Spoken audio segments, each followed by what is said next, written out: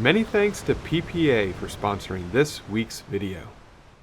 If you've been into landscape photography for any amount of time, you've probably heard a bunch of rules you're supposed to follow, like always shoot at golden hour or never leave home without a tripod. I used to believe all of them too, but over the years I've learned that some of the most common advice out there just doesn't hold up. And in some cases, it can actually make your photos worse. So in this video, I want to break down the biggest myths or the biggest lies that I fell for when I was starting out. And chances are you might be falling for a few of them as well. These are the things that I really wish someone had told me earlier, because once you see through them, everything really starts to click, so to speak. So let's jump right into it. The very first one, we're going to get the most common one out of the way first, and it's the idea, the myth, the lie that you must have the best gear in order to create the best photos. I flat out proved this wrong or false or inaccurate when I was starting out.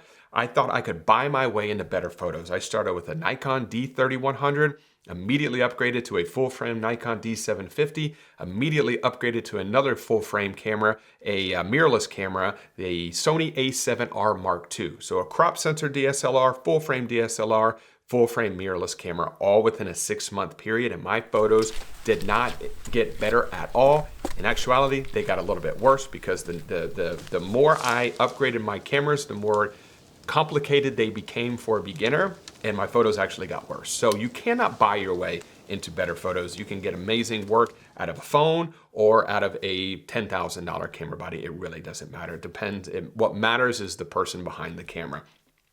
The next one is that manual mode is the only way to shoot like a professional. False, completely false.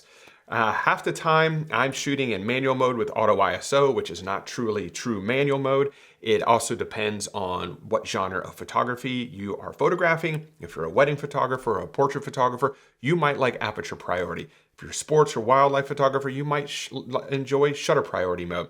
It really doesn't matter, but what does matter is that you understand how to use manual mode, which means that you understand how the exposure triangle works. The relationship between aperture, shutter speed, and ISO, that is what is most important, not necessarily what camera mode you happen to shoot most often in.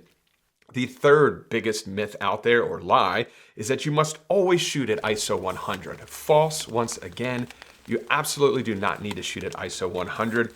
With the advancements in post-processing software nowadays, you can easily clean up files as high as ISO 6400 without any issue at all. Plus, modern day cameras today handle higher ISO levels better than they ever have.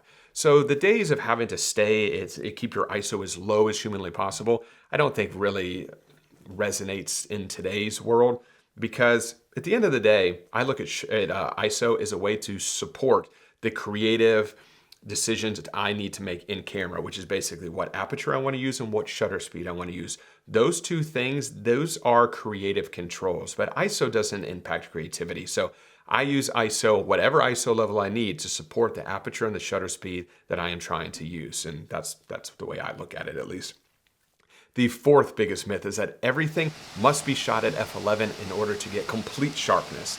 Once again, very, very false. It depends on the scene. It depends on what the closest object is to your camera and how far away the most distant object is from your camera. Maybe in some scenarios, you could get everything in sharp focus using f8 or maybe f5.6 or 6.3 or whatever the case may be. It just depends on your particular scene. As a landscape photographer, I usually am shooting between f11 and f16. But once again, it depends on the focal range of the lens that you're using, and it depends on the way that your composition is set up. So there is no, tried and true, this is the best aperture for every scenario out there. That's completely false. This next one kind of dovetails on the last one, and it's that everything must be tack sharp in your photo, from your foreground all the way to your background, and that's completely false. A lot of it has to do with creative control, what your creative vision is for a particular scene. Maybe you want your foreground a little bit out of focus to really draw attention to an area in your midground or your background, or maybe vice versa. Maybe you want your foreground a little bit sharp and you want your background a little bit softer. At the end of the day, that is really what looks more realistic, in my opinion, is when things in your immediate foreground are tack sharp. But then maybe the mountain in the background is a little bit softer. That's how our eyes naturally work. We don't see a focus stacked world where every single thing in our view is 100% tack sharp. Generally, things that we're looking at are sharp and things around it are a little bit softer. So I'm perfectly fine not having every bit of my photograph tack sharp on every single photo. This next one is a huge one, and it's that only golden hour, or I should say golden hour is the only time worth photographing, and that's 100% false. I actually find myself photographing in golden hour the least.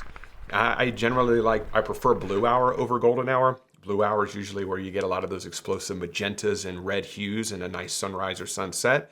Plus, I like the light that's associated with blue hour. Sometimes golden hour light can get harsh very fast. But my favorite light to photograph in is kind of flat, overcast light.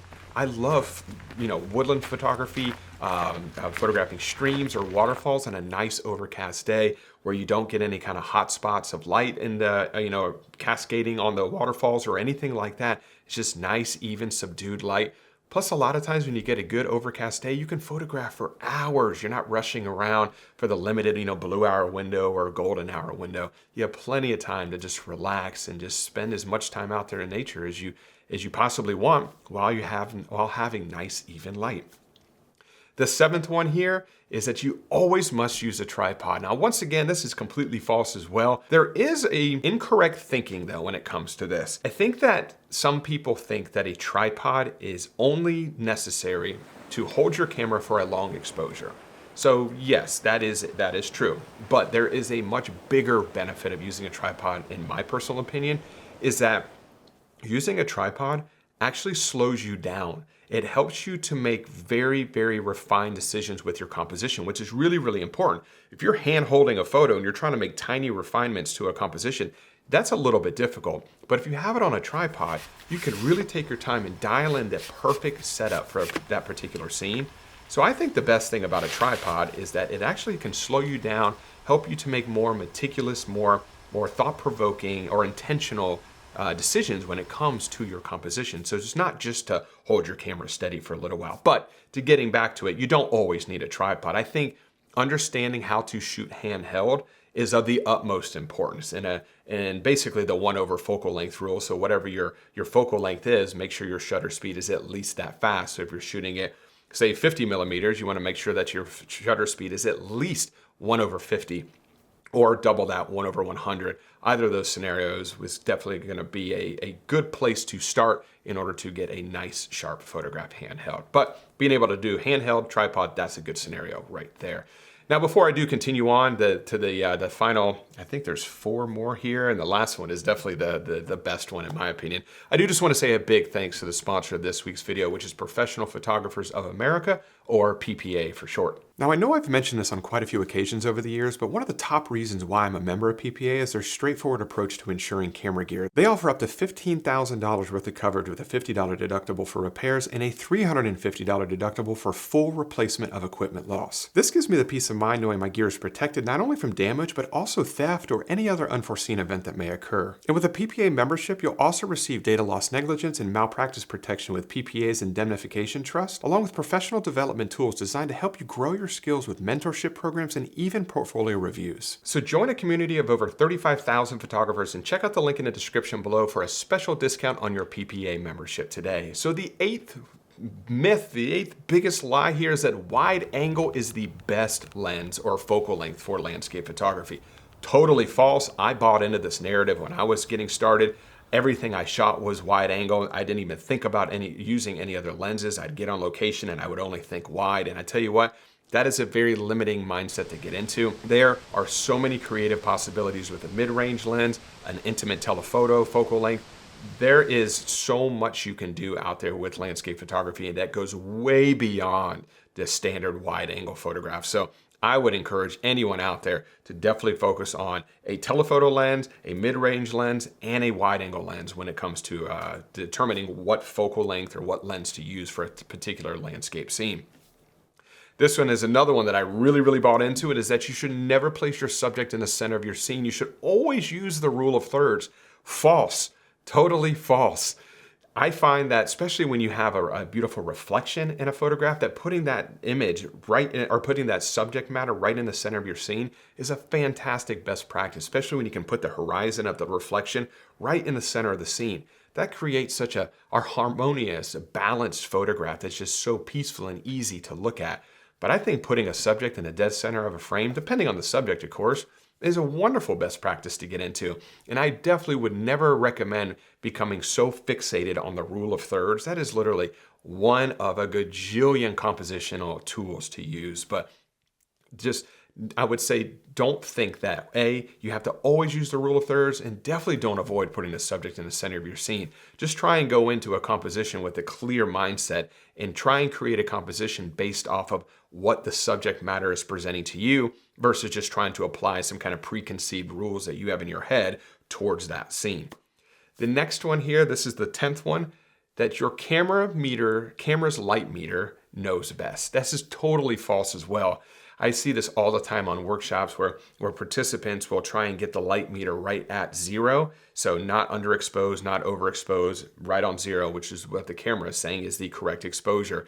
That is not always the case at all. Paying attention to the histogram, that is what matters most. I can't tell you how many times where I see the light meter at 0, but then I look at the histogram and the histogram is completely underexposed or the histogram is completely overexposed.